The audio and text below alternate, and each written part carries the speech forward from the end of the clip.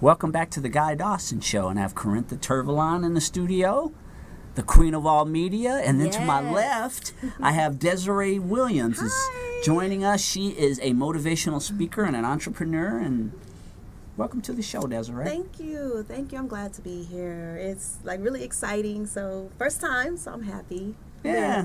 Desiree has been assisting me with the radio show that I do on Wednesday at WBKE Vegas Radio, and here she is. She's making her maiden voyage on TV. Yes, it's been really exciting. It's been an exciting journey.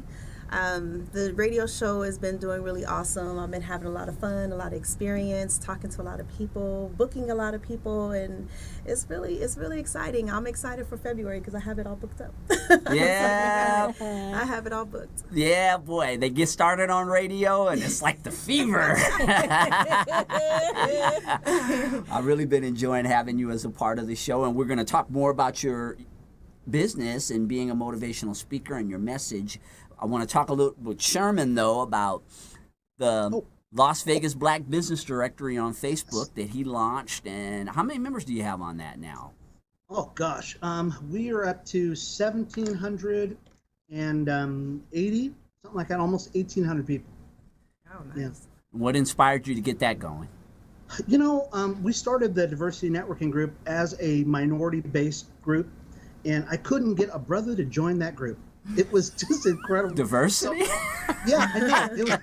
I think you were the only brother. I'm not surprised. I'm not against any other color group or anything like that, but I wanted this specifically for blacks and women. That was really the big emphasis. And after 5 years, I couldn't get a following of black folks to help with the group. And so when Diversity Networking Group ended, we made an overt move to call a group Black something. And so that's what we did, is we actually found out that Las Vegas Black Business Directory was not taken, and we started the group. And we wanted to make it so that it was specifically for Las Vegas. So the group members, we were pretty much 99% business owners, and 99% of us are from Las Vegas. So we generally don't let anybody in the group if you're not from Las Vegas or a black business owner. So we've been pretty strategic about that. And I have really watched, again, the evolution of this, and I've been in that directory for a while, and I know, like you were saying, Sherman, you don't let just anyone in. What are some of the qualifications that a business has to have to join? Specifically, you have to be a business owner. And we generally don't do direct marketing or direct sales, and it's not that we have anything against direct sales, but we're looking for people who have insurance, real estate, hairdressers, lawyers, doctors, and marketing people. We have those, and that's really pretty much where we're at. So we're not against multi-level marketing, but we generally tell people, if you do try to recruit on our site, we're probably going to kick you off, just because all of these people have they're already business owners, they're working on their own thing, and so that's really kind of where we're at on this whole group. And there are just so many interesting businesses that people have. You go on this site and it's just amazing, some of the things that people are doing out there. As you've developed this network, Sherman, what have you learned about the patterns of black people who are in business? Is there positive, negative? What have you experienced? Oh, it's really positive. There are more business owners in Las Vegas that we don't know about. We've got probably tens of thousands of black business owners, and they might only be a one-person business, but there are tons of them, which is a great sign. Now the problem is trying to herd all the, this is my euphemism, we're trying to herd the cats into a vibrant economy now, because a lot of black folks believe that we cannot do business amongst ourselves and be prosperous. But that's not true, because we spend a lot of money. I mean, of any people group, we spend the most amount of money, but we don't spend it among black businesses. So we're trying to get everybody to network together, talk to each other, use each other's services, and I believe that that's going to help us generationally. And so that's really kind of one of the main focuses of the group. Yeah, it really is a great concept. And like any network, you have to develop it. Just having a lot of people in a place, right, Sherman? You would think that that would be enough. You've got all these business owners together, and then everybody would start trading business with each other. And because Sherman has a lot of experience in networking, I know that he understands that there is a whole process of cultivating and really putting people together, getting them to understand the value of black people doing business with one another. Because it's a shame that that we don't spend money with each other. Not that, of course, we're always going to spend money with everyone. I mean, that's America. But the fact that black people just have a tendency not to spend money with one another, it's a shame. Yeah. Well, Guy, this is going to be the next phase. So the first phase was basically building a large network of people. The next phase is actually training us or retraining us to work with each other. And I know it sounds like it's very, I don't know, sophomoric, but we've been trained to work with everybody else and to not to work with each other. So now we have to be retrained to work with each other because on the East Coast they actually have this down pretty well, and actually even in California they've got it down pretty well. But even in Las Vegas, we don't have a black center. We have areas where black people live, but we don't have a black middle class that lives all in the same area. Okay, and we don't have black pockets of business. Like they do in Oakland or in Alabama or something like that. So now it's really the next phase is to get us to start networking together, not partying together. So we can party. Problem partying, right? We can party, but now it's networking together, trading business cards, and starting to develop those relationships. So that's the next phase. Yeah, and I think a lot of it is that you're going to have to develop those leaders, Sherman, which I know you understand, the people within that directory who will go out and with the flute and really encourage people, get them to understand the value of what you've got there. When you've got 1,700 people who are in business in one place, there's a lot of money. There could be millions and millions of dollars very quickly that could start being circulated through that directory. Yeah. And it already is, I'm sure, because there's a lot of interaction over there. When you go on that directory page, you can see that there's just an audience that, it's just in the developmental stage, but I think you've done a great job of putting it together. Well, thank you, Guy. I appreciate that. And like I said, our next phase is really trying to just network together. Matter of fact, this morning when I looked on it, there were another 20 people who wanted to join the group, and I think I let 3 people in out of the 20 people who wanted to join, because once again, now we're getting people from all over the country and out of the country who see you got a large number of black folks and they know we spend money. So we're basically saying, look, we love your interest in us, but we're trying to get these people in this group to start working with each other. Somebody was looking for an estate planner, and so we know of a couple of lawyers who are in that group already, and we want them to start working with those people right there. So now it's trying to get these people to start working with each other. Not only will the people in the group make money, but generationally now that money goes back into the community. That's what we want to start doing, because the Japanese have got it down, the Asian communities have got it down, the Jewish communities have got it down. We don't have it down, and we need to get that into here to start working with each other a little bit more. Sherman did a talk, I guess it was about 1.5 years ago, huh, Sherman, at Business Connections Network, one of a networking group that I'm a part of. And I hadn't seen him in a while, and he came, and I was so impressed with this talk that he gave about pushing yourself. So he was talking about he's a runner, and he was saying that there is a correlation between being a runner or having some type of physical goal and achievement in other areas of your life. That if you can push yourself by consistently having some type of a physical goal, that it really will help you in your business and other things that you are trying to achieve. Yeah, as a matter of fact, there was a story of a long-distance runner, and he was an ultra-marathoner, which means he runs about 100 miles in these races, but he knew he could run more. So he enlisted the help of a Navy SEAL. And so after a month of being with this guy, he took like 2 minutes off of his mile time, and he was also doing like 1,000 sit-ups a day, something crazy like that. And so the Navy SEAL said something, they asked him, they said, well, what do you know about American people? And he says, well, American people are not so much lazy, but they're comfortable where they're at. Yes. He said, what you need to do is every day you need to do something that sucks. You know? Yeah, I remember that. I remember. Every day you need to do something that just sucks because it's going to stretch you. So if it's making that phone call, make the phone call.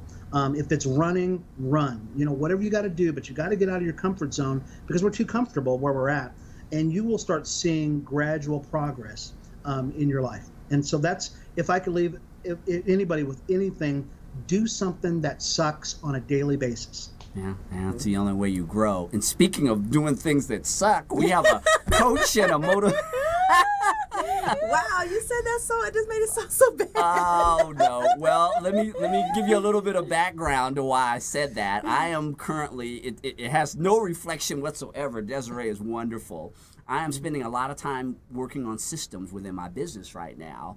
But when you have not been as systematic in your business as you could have been, and you start to encounter systems, it can really feel like it sucks. Desiree has been working with me on things. She has a lot of background as a project manager, someone who develops systems, and she's kind of taking all these skills that she's developed through the years and becoming a motivational speaker and a coach. And what made you want to start helping people to grow, as Sherman was talking about a few minutes ago, by doing things that suck? Because that's what coaches make you do. Like the Navy SEAL of motivational speaking. Yeah, you know, and like he was saying, you in running, you learn because you hit a brick wall. I was a runner too, and you hit that brick wall while you're running, and you have to overcome that brick wall. You have to overcome that boundary so you can finish the race. I started as a construction project manager for years, from small business to self-business to corporate. And corporate actually gave me that eye-opener, like, you know, I love building. I've always helped people. I've always coached people, but it was more like just natural. If you had an issue, I would be the one that everybody came to, you know, call Desiree, you know, and that's just been my life. But I had a motivational coach, Kim, and I also had some mentors. So between ambitious women and working with Kim and also working with a couple of mentors, they kind of pushed me to become a motivational speaker and a coach. Kim and I really fought on that, you know, with ambitious women. She was like, Desiree, this is what you need to do. And I'm like, no, I'm a project manager. I'm a construction project manager. I build things, you know, and construct things. So she said, you could build and construct people. So I started changing my viewpoint of looking at building things versus building people. But the concept is pretty much the same. When you're building somebody, you're working with the foundation, which is mental, giving them the right tools so they can start moving forward in their life, and then they can start working up in whichever direction they want to go. If they want to go large, they want to go 2-story, 3-story. There's levels to everything, and there's levels to mentality. And then you need to take your consciousness of, you know, removing habits that you have, old habits, bad habits, and then start fixing those and retraining your subconscious mind to accept the new habits so you can start walking forward through to your manifesting your goals and your dreams that you want to have for your life. So knowing that I'm a systems person, like you said, I actually just in my mind logically, I'm very logical. And it made sense. And it definitely works the same way when I'm constructing a project from start to finish, or constructing, you know, a syllabus is what I call it, to give someone to work from the beginning of first week down to however many weeks they need to get and build their self. Having those midterms and final exams, because I'm a college woman too. I love school, and I actually build my clients, you know, programs just like a syllabus as they do in college, because it works because it's something you're familiar with. And if you work with something you're already familiar with, it's not that painful to walk in that. Well, like if it doesn't hurt, you're not getting any better, right? It's just part of. I accept it as a part of life, really. I mean, in order to break through and to get better at things, you really do have to have a willingness to accept everything that comes with that. And sometimes there can be resistance, and I guess a lot of people come to you, they're at places, they're stuck, Generally, that's when we reach out to someone, is when we are in a whole lot of pain and we're stuck where we are and we need someone to help us with our thinking. And it's a lot of work, because it takes consistency, it takes dedication, it also takes a very strong will to make sure that you're staying on track. A coach can be there for you as much as you need them to, but there's a lot of days that I've learned that you don't have a coach there, and you have these negative thoughts running through your mind, you're feeling a negative way, and what do you do? So my specialization and where I come in at really is giving you the tools to work through those limiting moments, to help you build yourself up when the coach is not there. And I've always looked at it, there's a lot of millions of coaches out there, motivational speakers, and I always look at them like there's something missing. And the missing piece to me is, okay, if I'm by myself and it's 12 o'clock at night and I'm crying and I'm depressed and I'm frustrated and I need to talk to somebody, what do? I don't want to waddle in my depression. I don't want anybody else to waddle in that. That's not a good feeling. And then you go to sleep and you wake up feeling just as horrible as you did the night before when you were thinking about it. So I want to give you the tools to be able to help yourself get through those very trying moments when somebody is not there for you. So that was really dear to my heart. And like I told Guy, I am a very honest person, sometimes brutally honest, but my truth is your truth. So I stand on truth when I'm talking to anybody, my clients or anybody. I'm going to give you the honest truth. I know how I've made it to where I'm not as harsh. So I took the New York harshness out of it from my dad, but I know now how to be very comforting and nurturing, and I've tapped into my nurturing side to give you the honest truth in a very nurturing way so you can accept it, so you can first be truthful with yourself, because you can't be truthful with anybody outside yourself if you can't be truthful with you first. And you can't do anything as being successful until you come to that truth, because that truth will actually break those boundaries and be able to open your mind up limitlessly and move beyond, those walls and stretch yourself. Corintha, what do you think about that? Because I know you're one who stretches herself. Oh my goodness. I had one of those moments that you're talking about last night where I literally, that I've got a lot going on in my life, and I had one of those, I call it a Mariah Carey moment. We were going to have her on the show, too. What are we going to do now? We won't be sending her this archive. I love Mariah Carey. I love her. I went to her concert. She's amazing. But no, it's one of those. But it really speaks to the fact that it doesn't matter who you are, how rich you are, how successful you are. We all have those moments because we are human. Yes. And that's where I feel like I had one of those moments. I was having one of those moments myself last night. But you have to, like you said, I think it's really important to be able to pick yourself up and look at yourself in the mirror and say, you know what, I can do this. And you know why?